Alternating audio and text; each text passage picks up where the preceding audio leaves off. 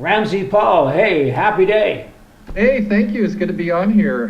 This should be fun. It's a beautiful day here. It's like 70 degrees. I'm sitting outside with my iPad, so we'll see if this works okay. Well, so far it looks all right. When you say here, where's here? Oklahoma? I'm in Oklahoma, Yeah. and this is a pretty time of year, except when we have tornadoes that kill everyone. But otherwise, it's nice. So it looks no tornadoes today. It's a blue sky and nice.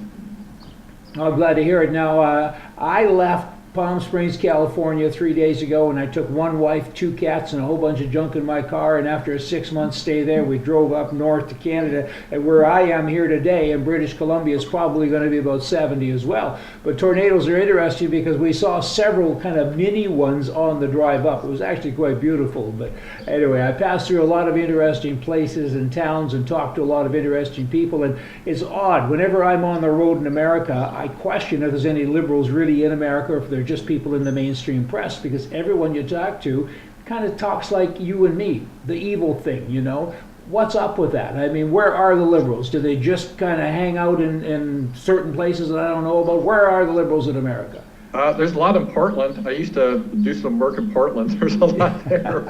In New York City. So they're out there, and you see them on the internet. They hang out in Huffington Post and all those type of places. So the guys on the internet, though, I've always said that they watch us. Like, I couldn't watch a liberal show. I'd have to change the channel, right? But they have to watch us because they need to control or manage our message, and that's important. They need to get in there and call us names and do anything they can to discredit the message. So I understand the liberal part there, but the presence. But the rest of it, I've often wondered if it's really the people or if it's just the press. Some people, I get it. But anyway, I'm off on a tangent.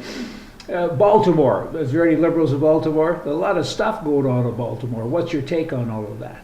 Well, I don't know. It's kind of be expected. It's sad. I guess they call them youths and teens. That's the word they use now. Youths and teens are rioting, and I don't think there's no way you can fix it by the traditional means of education or more opportunities. This has been going on forever, so I don't really think there's a solution to it. And the mayor, she really ignited the situation when she said, "I want to give space for the protesters to destroy things." Yeah, what do you think that. is going to happen? When you have a riot, you got to really nip it in the bud. If you say, "Hey, I'll just let them do things," so it's sad because now all the businesses, it's going to be like Detroit, right?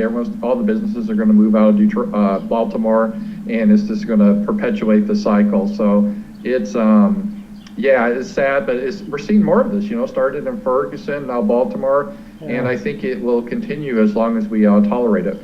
Well, and how do you fix it? I mean, again, that's a big question. If you go in and do anything, send some white police people in there with, the big fix, and all of a sudden we're all bigots again on different things, the white people. I mean, it's tough because you got the racial thing going on, and basically you got a bunch of thugs walking the streets doing bad things. Isn't that really it in a nutshell? Yeah, and in my last video I said, I think 80% of black people are really good people. It's just you have this 20% that are perpetually, and you can't even say thug now. Thug is considered a racist statement. Are you kidding me? I don't know if you heard that. I haven't heard that ever. But they are. I mean, what can you say about it? And so you have this 20% hardcore kind of criminal class in the black community that just won't fit in. And you have that in every community. You have a percent of whites that are trash, they can't fit in. But it's a smaller percent, and that's the problem. When you have a big percent, like 20%, and I'm just throwing that out there, I don't know if the real number is 20% or whatever, but it just becomes impossible unless you have a huge police state to keep freedom and liberty. The majority of people need to be good, otherwise it won't work. No, I get all of that. I mean, it's a tragic thing in any event, particularly as you said earlier with the businesses when they start to leave. There's such a huge economic impact also, and it always comes back to the politicians, and it's not what they do nearly as much as what they don't do, and it's a little bit spooky. But tell me other things about your life. What's going on? You're still doing your shows every day or every other day or something, and I know you're doing I've been busy traveling. I was in Romania. That was a former communist country. Yes. So then I come back to the United States, which is kind of a current country. Yeah, that's right. It's funny because a lot of the things that the people that lived in the former communist country like Romania, they see the same thing now happening in the United States. So it's interesting how that's starting to happen here with the Marxism and all that's being pushed in the media. But yeah, that's and then been I coming went to though. American Renaissance. I gotta Had a tell great you, time Ramsey. there. Met some Canadians, so a great time. Yeah, it's been coming for quite a while. Social engineering doesn't just start Tuesday morning. I mean, it's been going on for probably 50 years. Liberals have far more patience than we do. As a conservative, patients belong in the hospital, right? But these guys have patience. I mean, they get into the children's heads. They start the brainwashing. I mean, the social engineering, the slash communist thing has been going on for quite a while in America. And now you got the champion. You got the Obama administration that's kind of giving it that last push. So it is very scary, spooky, particularly when people like Romania, the guys that you were talking to, see it. They see it, and a lot of Americans don't see it. I mean, yeah, you know, you have this big thing now that the social justice warriors are always talking about white privilege, Yeah. and they're trying to demonize white people. And in Romania, it was all white people. They didn't have that, but they had what was called healthy origin. Healthy origin meant you were from kind of the riffraff. So all the riffraff were put up in higher positions, and people that were educated or whatever, they were considered unhealthy origin. So it's kind of like the idea of privilege. It's a Marxist concept where you try to demonize a whole class of people, and that's what they do. Is it doesn't matter if you're white and male, you're full of privilege, and you have this invisible backpack. It's a really kind of a scary demonization technique because they're trying to dehumanize a whole class of people.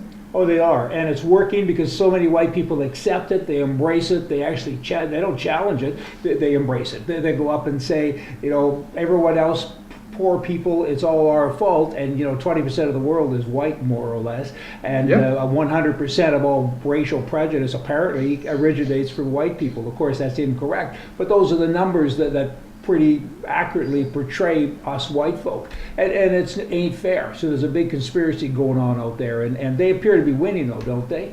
Yeah, and it doesn't make any sense. If we white people are so wicked and evil, why do they keep trying to come into our areas and countries? You know, you have all these immigrants. You think, well, these evil white people, we don't want to go there. There's too many white people.